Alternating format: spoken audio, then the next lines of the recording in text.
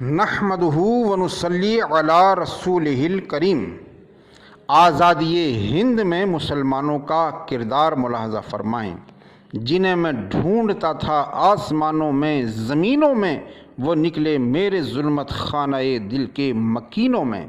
سامعین کرام، آئیے آج ہم ان یاران باصفا، شہیدان عشق و وفا اور مجاہدین آزادی کا تذکرہ کرنے کی جسارت کریں جن کا قلب و جگر اسلام کی عظمت سے معمور تھا، چہرے پر عزم و استقلال کی کرن جلوہ گر تھی، جن کا دل جذبہ جہاد سے سرشار تھا، جنہوں نے اپنی زندگی اسلام کی سربلندی اور اعلاء کلمت اللہ کے لیے وقف کر دی تھی، جنہوں نے چمنستان عالم اسلام کی طرف بڑھنے والی ہر باد سموم کا مقابلہ کیا، جنہوں نے سر تو کٹا دیا مگر پرچم اسلام کو کبھی سرنگوں نہیں ہونے دیا۔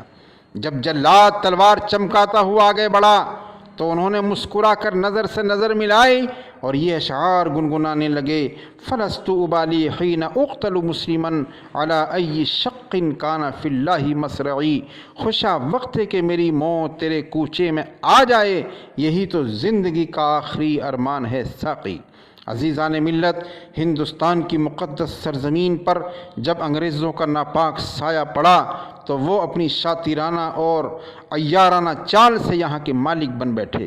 جب ہندوستانیوں کا خون ان کے پسینے سے ارزاں ہونے لگا، ان کے حقوق پامال کیے جانے لگے، ان کے مذاہب پر مسلسل پابندیاں عائد ہونے لگیں، انہیں ملک بدر کرنے کی سعی پہم کی جانے لگی، تو ان مکاروں اور عیاروں کے خلاف علماء نے جہاد کا فتویٰ دیا۔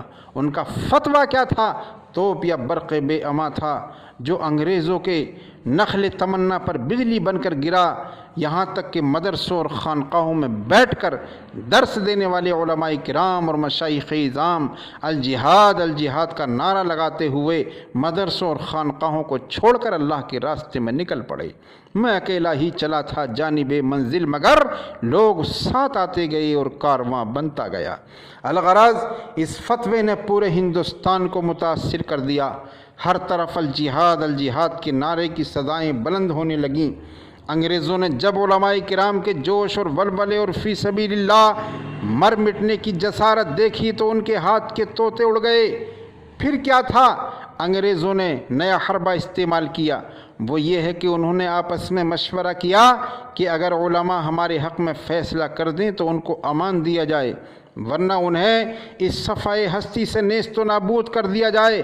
آخر کار انہوں نے اپنی اس خواہش کا اظہار کیا، لیکن وہ علماء جن کی رگوں میں انسانیت اور اسلامیت کا خون دوڑ رہا تھا، جو انگریزوں کے باغی اور ان کے خون کے پیاسے ہو چکے تھے، جو اپنے ملک کو ان انگریزوں سے آزاد کرانا چاہتے تھے، کیسے وہ ان کے آگے سرنگوں ہو جاتے۔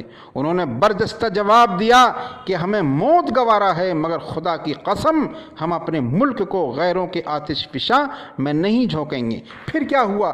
وہی ہوا جس کا انگریزوں نے ارادہ کیا تھا۔ انگریزوں کا ایک مورخ کہتا ہے 14,000 علماء کرام کو تخت دار پر لٹکایا گیا۔ انگریز مورخ کہتا ہے کہ علماء کے جسم کو تانبے سے داغا گیا، انہیں برہنہ کر کے جلتے ہوئے تنور میں ڈالا گیا، لیکن انہوں نے اس ملک کو جیتے جی ان کے ہاتھوں میں جانے نہیں دیا۔ صفحۂ دہر سے باطل کو مٹایا ہم نے، نو انسان کو غلامی سے چھڑایا ہم نے، تیرے کعبے کو جبینوں سے سجایا ہم نے، تیرے قرآن کو سینے سے لگایا ہم نے۔ عزیز دوستو، لیکن افسوس صد افسوس، آج اس سرزمین ہند میں علماء ہند کو حقارت و ذلت کی نگاہ سے دیکھا جا رہا ہے۔ جگہ جگہ ان کی برائیوں کے تبصرے چل رہے ہیں۔ مسلمانان ہند پر ظلم و ستم کے پہاڑ توڑے جا رہے ہیں، ان کی مسجدیں منہدم کی جا رہی ہیں، مدارس اسلامیہ پر پابندیاں عائد کی جا رہی ہیں، انہیں عبادات سے محروم کیا جا رہا ہے، ملکی حقوق سے محروم کیا جا رہا ہے، انسانی حقوق کو پامال کیا جا رہا ہے، گولیوں کا نشانہ بنایا جا رہا ہے۔ کیا تم نے ہماری قربانیوں کا یہی صلہ دیا؟ آزادی ہند کی خاطر علماء نے کیا نہیں کیا۔ شاعر نے دل کھول کر کہہ دیا، جب گلستاں کو خون کی ضرورت پڑی سب سے پہلے ہماری ہی گردن کٹی، پھر بھی کہتے ہیں ہم سے یہ اہل چمن، یہ وطن ہے ہمارا تمہارا نہیں۔ یاد رکھو یہ ملک ہمارا ہے، ہم نے اس کی خاطر خون بہایا، قربانیاں دیں، گھر سے بے گھر ہوئے، عزتوں کی پرواہ نہیں کی، اس کے تقدس کو برقرار رکھا اور انگریزوں کو ملک چھوڑنے پر مجبور کر دیا تھا۔ ہم اس ملک میں جملہ تشخصات کے ساتھ رہیں گے، حق ملے گا تو ٹھیک ورنہ چھین کر لیں گے، اپنی عبادات اور معاشرت کو باقی رکھتے ہوئے رہیں گے۔ ہم نے باطل سے ڈرنا نہیں، آنکھیں ملانا سیکھا ہے، باطل کے سامنے سپر ڈالنا نہیں، سینہ سپر ہونا سیکھا ہے۔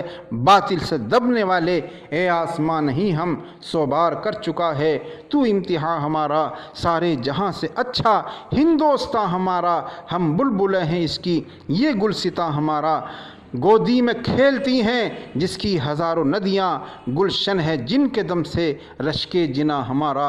مذہب نہیں سکھاتا آپس میں بیر رکھنا، ہندی ہیں ہم وطن ہے ہندوستاں ہمارا۔